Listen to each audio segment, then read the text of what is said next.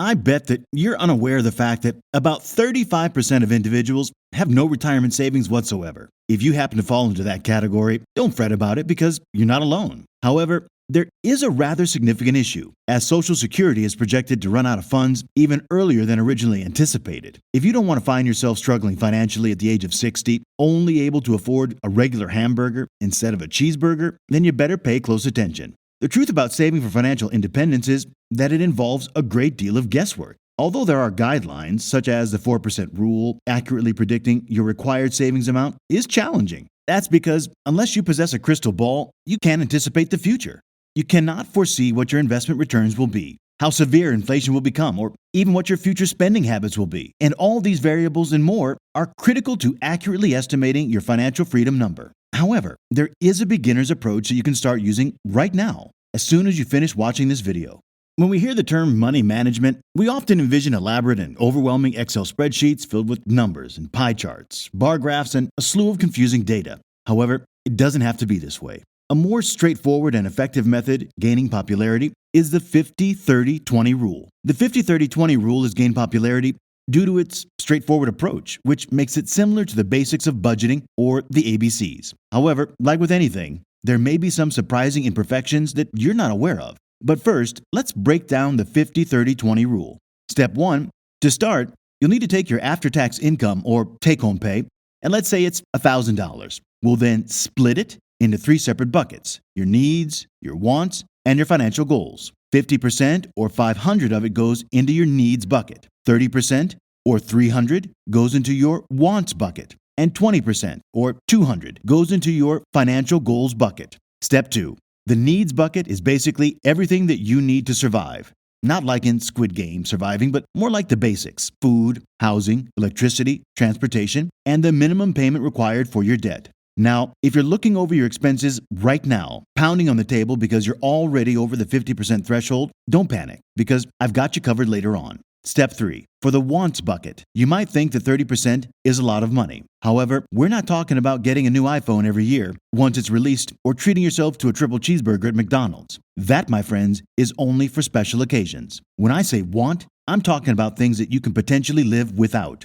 but your life would be just a bit harder without them. Examples include super fast internet, Netflix, traveling, iced coffee, and dinners. Sometimes it may be hard to distinguish between needs and wants, but the rule of thumb is to ask yourself if you can live without it. If you can, then it's most likely a want. And if you're not entirely sure, comment below on what you had in mind, and I'll let you know. Alright, step 4. The financial goals bucket is a broad term that encompasses emergency funds, investing, paying off extra debt, and more. Now let's pause here and rewind. Remember when I said that minimum debt payments go into needs? That's true because minimum payments are kind of mandatory, and we don't want to get penalized for not paying them off.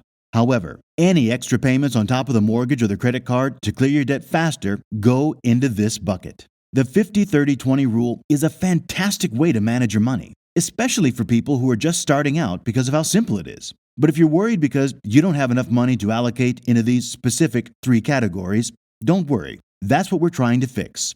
Figure out where your money is going every month and adjust your expenses accordingly. However, even then, this rule might not work for you because it does have 2 serious flaws that might actually harm you financially. However, there are 2 significant downsides to this approach that can be just as detrimental to any other financial strategy. The first flaw arises when you are making a boatload of money, right? First of all, problems. And if you make a lot of money, it may not make sense for you to follow this rule because it might not be necessary for you to allocate such a significant amount of your money to your needs. For example, if you earn $200,000 annually after taxes, do you really need to spend $100,000 each year on your needs? It's highly unlikely. If you try to stick to this framework, you may end up spending more than you need to. Also, if you live in an area with a high cost of living like New York City or San Francisco, this rule may not work for you because your rent alone will cost you an arm and a leg, and you may feel stressed that you're above the threshold.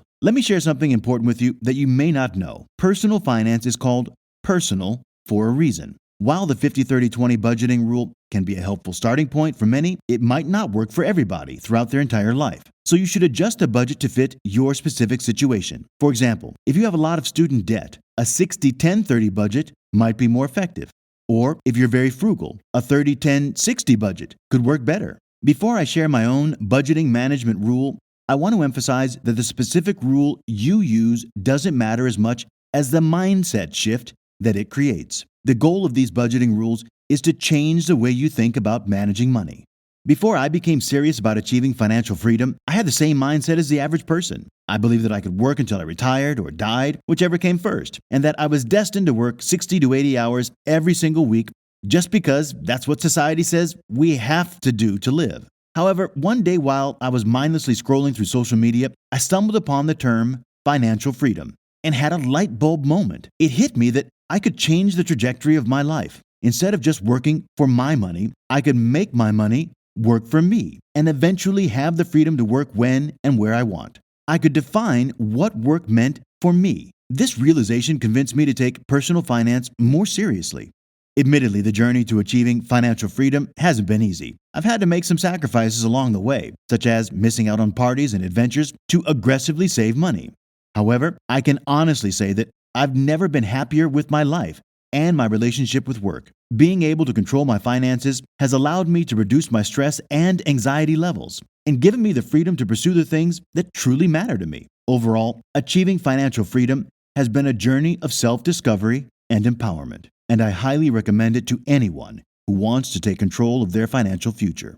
I understand your concern about saving money, especially with a massive student debt that most millennials have. You might think that saving $200 a month won't make much of a difference, but the truth is, it won't help much in the short term. This kind of thinking is what prevents people from starting to save early because they don't see any immediate benefit. However, the key is to change your perspective and focus on the long term, 20, 30, or even 40 years from now, where the money you save today has time to grow. Don't view money as a tool to buy material things. Instead, see it as a way to buy freedom and time.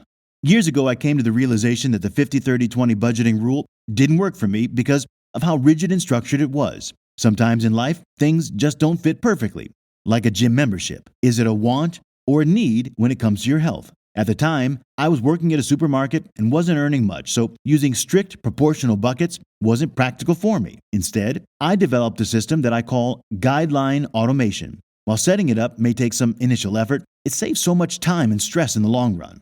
Here's how Guideline automation works for me. Step 1. My paychecks are automatically deposited into my checking account. Step 2. Each month, I transfer the money into one of two accounts that are automatically linked to the same bank, one for spending and one for saving. My spending account includes my fixed monthly bills, typical living expenses like groceries and gas, and based on historical averages, I can set spending targets for other non-essential categories like restaurants, entertainment, travel, and shopping.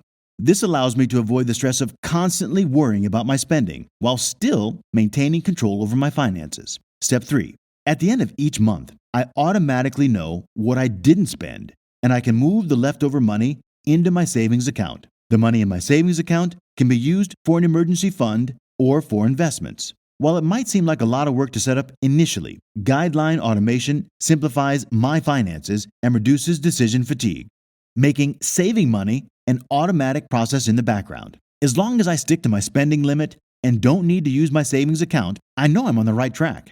This strategy may not be suitable for everyone, as it requires willpower and a frugal lifestyle. However, once you have it down, it becomes easy. My budgeting system has flaws, and I'm not a robot that always saves money and never buys things. I strive to improve every day to reach financial freedom, which is the primary goal of this channel. I'm not here to pretend that I'm a wealthy finance expert driving a luxury car and living in a mansion. I'm just like you, and we're all working together to improve our financial situation.